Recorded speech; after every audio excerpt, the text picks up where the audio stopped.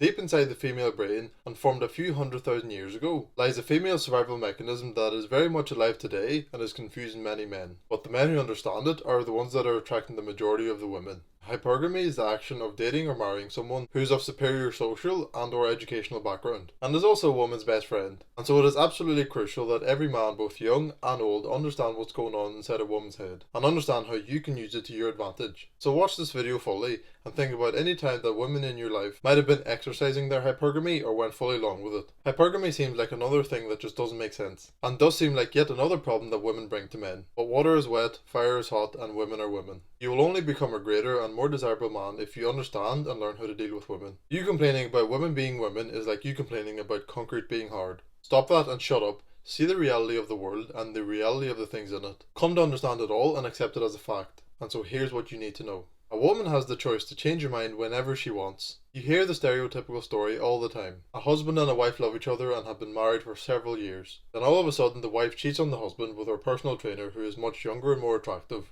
The husband is heartbroken, the wife takes half of his things, and then goes on to live a happier life. First thing you need to understand is that you could do absolutely everything right and still fail. You could bend over backwards and do everything that your woman asked you to do, and she would leave you because you weren't masculine enough. You could lead and do everything that you think is right, and she would leave you because she doesn't feel listened to. And with either scenario, there is a very large chance that she would come back crying to you. And this is why. Women act based on their emotions. Yes, you probably knew that already, but not to the extent. A woman will say she hates you, but then come back a minute later and hug you. She doesn't hate you, she only feels hate towards you in the moment. A woman will say she can't deal with work anymore, and then go back to work the next day. It's not that she can't deal with work anymore, she only feels like she can't deal with it anymore. A woman will say she's ugly, but then dress provocatively to try and impress you. She doesn't think that she's ugly, she only feels ugly in the moment. So a woman may cheat and choose another man because she feels like he can fulfill her emotions better. So she is acting based on her emotions, and going where her emotions lead her. And after she gets the love and attention that she wants from the other man that she chose, the reality will sink in for her, but it will be all too late.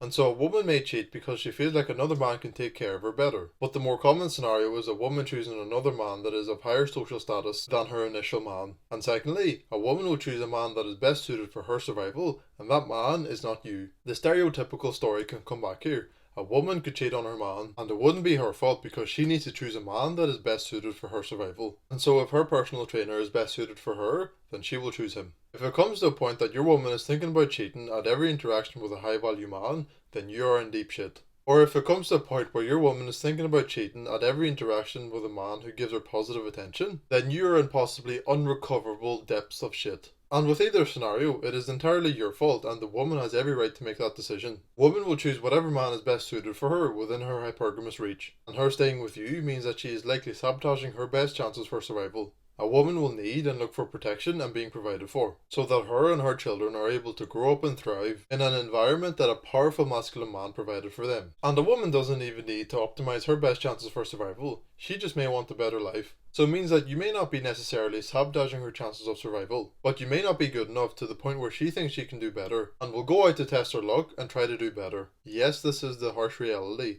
Deal with it. What is stopping you from becoming a confident, powerful, masculine man who protects and provides for his people?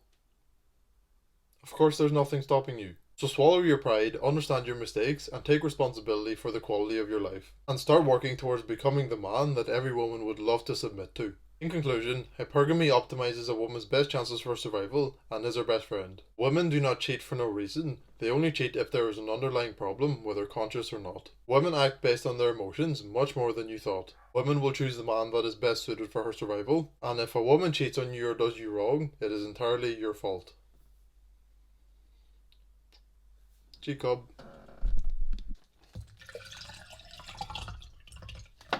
Next video.